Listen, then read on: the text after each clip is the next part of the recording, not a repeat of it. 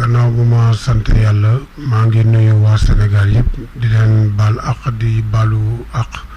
di leen ñaanal kooru jàmm di ñaan aussi mbas mi fi nekk muy Covid 19 bi yàlla def ci jàmm ba vraiment mu gaaw jóge fi ba nit ñi yëpp ku ci nekk delluwaat ci ay activités am. xamee na la nga jiite benn kuréel bi ñu naan AFOR est-ce que mën nga ñëwaat ci par rapport ak 70% bi ñu doon wax employé di leen ko ci jàppale ci situation Covid bi est-ce que loolu c'est effectif. waaw ñu ngi ciy sant yàlla nag di ci gërëm aussi président de la République ci décision bi mu jëloon bon ba fii may wax ak yow nii daal je crois que di gërëm aussi patron yi nga xam ne appliqué nañu vraiment loolu président wax muy ordonnance de décision boobu ba fii may toll nii di wax ak yow daal kenn ñëwul ci man en tout cas wala ci panel bi ma bokk ne patron yi respecté guñu loolu bokk dégg gu ma ko bokk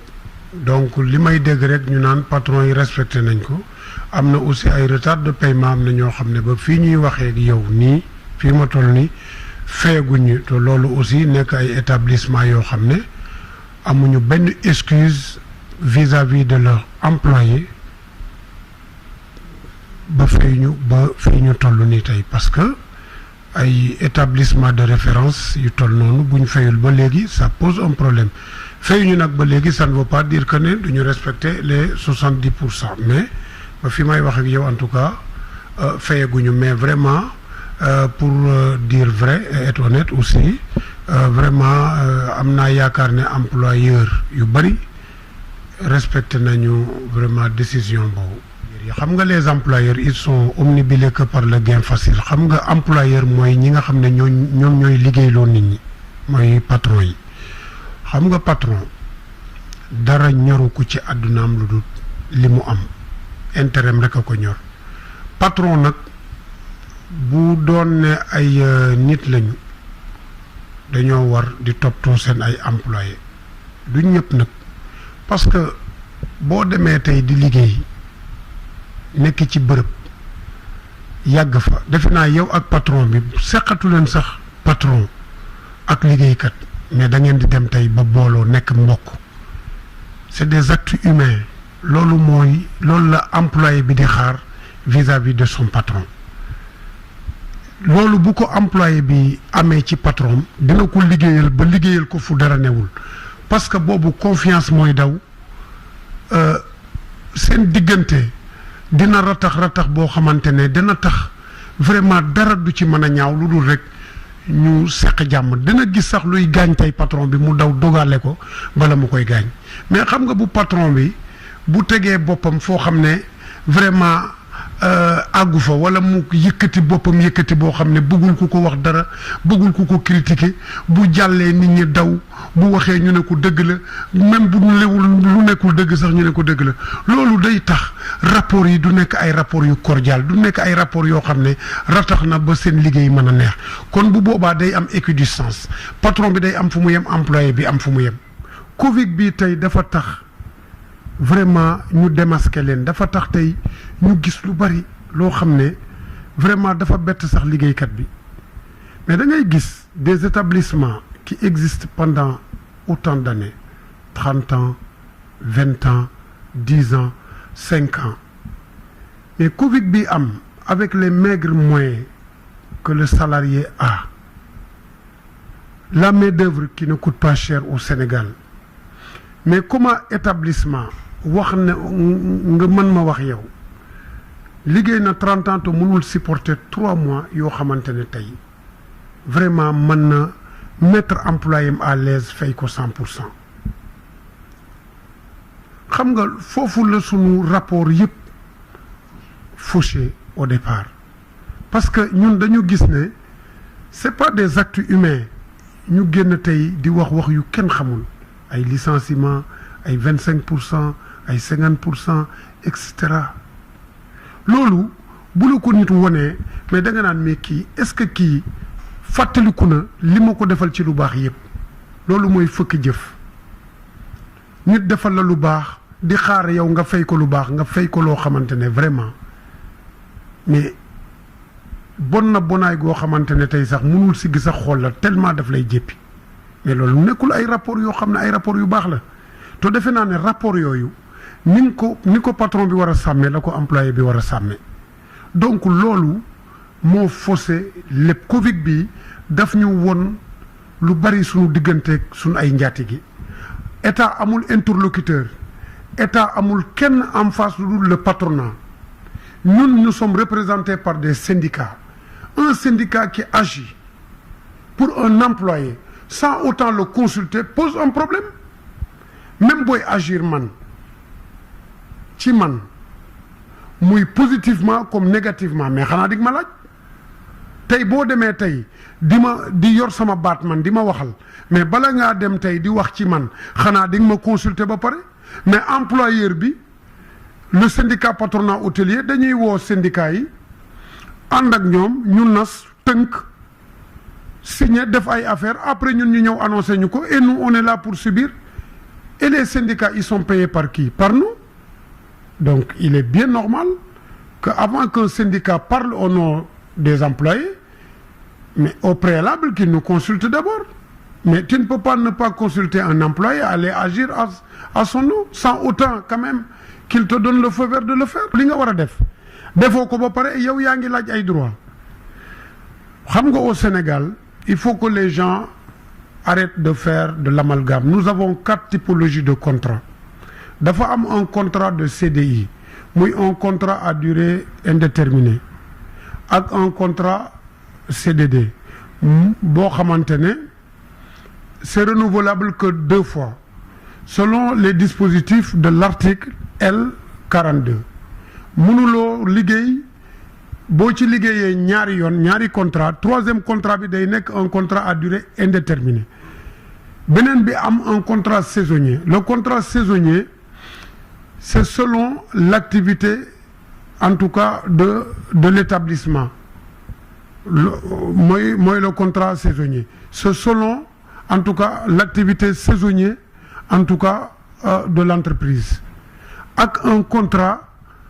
journalier. Le contrat journalier ñu bëri dañ ciy def amalgame. Le contrat journalier mais dafa war a am un contrat en bonne et due forme, un contrat journalier dafa war a am bulletin de salaire mais mënul liggéey par semaine au-delà de 32 heures maanaam 4 fois dans la semaine la war a liggéey mais gis nga fi ay employés yoo xam ne dañ lay liggéeyloo 5 fois dans la semaine boo liggéeyee 5 fois dans la semaine pendant 1 mois 5 fois consécutifs pendant 1 mois mais avec des bulletins de salaire avec des preuves à l'appui mais boo demee inspection du travail dañ la war a embaucher dañ la war a utal CDI mais c'est pas le cas dans beaucoup d'établissements ici ba pare tous ces 4 contrats là mais ils doivent faire l'objet de signature entre l'employeur et l'employé ba pare contresigné par l'inspection du travail mu am benn DMT mooy déclaration du mouvement du travailleur nga xamante ne l'employeur a l'obligation de cotiser à la caisse de sécurité sociale ak IPRES pour yow mais tout ça les gens ne le remplissent pas ces conditions-là ba pare dañuy ñëw di def du n'importe quoi dans les établissements mais buñ koy def employé bi moom mi nga xamante ne tey dafa ragal wala boo xamante ne peut-être il est innocent ci ay àq ak yelleefam ci droit am mais du ci xam dara il est exploité à mort mos ngaa gis tey benn journalier boo xam ne dafay liggéey 10 ans 15 ans dans les entreprises ay délégué du personnel dem ba inspection du travail dénoncer loolu avec des preuves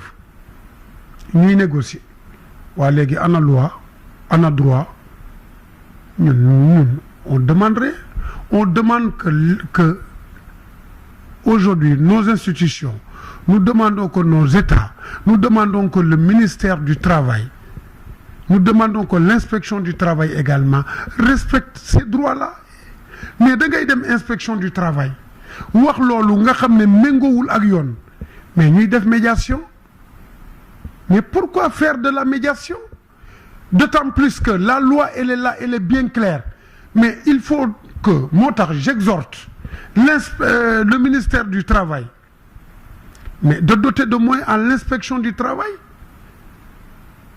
avec un pouvoir de pouvoir agir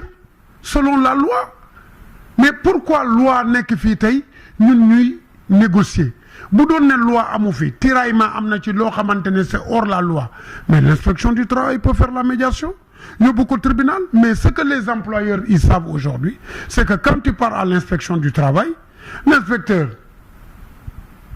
il a les mains liées il a un pouvoir limité li muy def mooy faire de la médiation faire benn rapport yóbbu ko tribunal ngay yéeg a ko wàcc. ensuite boo xoolee ci loolu le président de la République en 2014 la veille de l'indépendance la fête de l'indépendance comme ni mu ko tàmmee di def son message à la nation mais dafa ne woon nañu yóbbu la retraite du secteur privé à 60 ans l'âge de la retraite à 60 ans pour le secteur privé gars yi appliqué wuñ ko ñu xaar ba 2015 le 2 février 2015 ministre bi fi nekkoon à l'époque def décret bi mu defee décret terewul employeurs yi comme toujours ñi nga xam ne ñooy jaay doole ñi nga xam ne lu loi bind ñu teg ko fële di fëgg dënd ne fii ñooy buum bu président waxee du ñu respecter lu président wax ñoom li ñu bëgg la ñuy def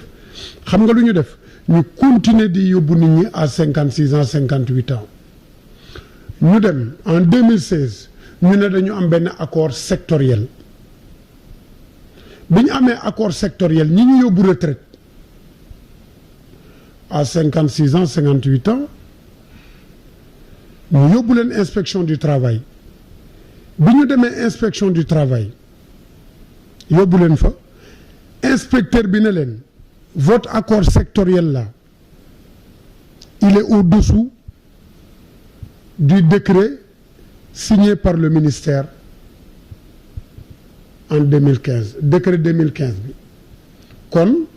yéen amu leen dëgg employés yi ñoo am dëgg ñu forcer quand même yóbbu leen retraite déggul de ñu dem le 1er février fête du travail 2019 gars yi dénoncé ko ci biir palais bi le président de la République nous avons les vidéos ne leen le secteur privé mooy employeurs yi la loi c'est la loi wax ministre à l'époque bi ne ko respecter leen loi bi ngeen yóbbu nit ñi retraite à 60 ans kon xam nga loolu leer na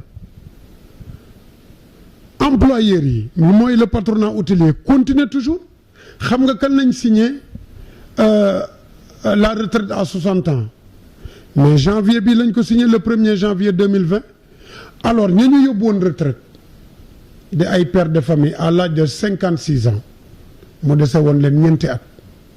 am ñu yóbbu à 58 ans mu dese leen ñaari at ñu ngi yéeg ak ñoom tribunal ba léegi gagné leen déglul de xam nga à chaque fois ñu gagné la nga ut benn avocat mu ñëw constitué wu en partie civile ñu demaat rebelote muy def ay at ñu gagné leen ñu yóbbu affaire bi cour suprême mais loolu mooy lan loolu du jaay nit doole te président de la république décrété ko depuis 2014 ngay daw 2015 décret génn 2019 mu waxaat ko décret génn ba léegi mënuñoo fay loolu donc man may ñaan le président de la république d'abord mu xam ne ñooñu ñu ngi yàq secteur bi ñu ngi def du n'importe quoi dans le secteur ñu ngi bafouer les droits des travailleurs ñu ngi def lu leen neex au détriment des travailleurs di leen empiétiner di leen jaay doole ba pare en complicité avec certaines autorités di def lu leen neex kenn waxu leen dara parce que bu ma nee en complicité avec certaines autorités ñun amuñu doole un retraité ban doole la am lu dul tey wéeru tey ci li droit wax mais boo wéeree tey ci li droit wax ki nga xam ne moo la fa yóbbu jaay la doole mais loo ci mën donc ñun lu ñuy mën moom mooy woote ndimbal chef de l'État xam ne vraiment la mu joxe woon comme instruction dara defuñu ko ci père de famille yaa ngi fii seen ay dossiers ils sont pendants à la justice te ñoom ñoo gagné donc vraiment na président de la République parce que après le Covid là nañ def benn point de presse bu mag na fexe ñu vider dossier yooyu fay père de famille yooyu dignement seen ay àq vraiment pour ñu mën a subvenir à leurs besoins parce que passe nañ ci ba dee dem nañ ci tribunal ba dee ut nañ ay avocat ba dee te dañ leen di jaay doole parce que loi waxul loolu comme loi waxul loolu nag na chef de l'État génn joxe ay instructions ministre du travail pour que ñu geler pour que ñu vider dossier boobu ñi gagné ñu jox leen ñu gagné ba pare ñu wax patronat hôtelier bi mu appliquer la loi à sa juste valeur ñun ñu demandoo ko sax léegi nag maa ngi sant di gërëm ñëpp jërëjëf.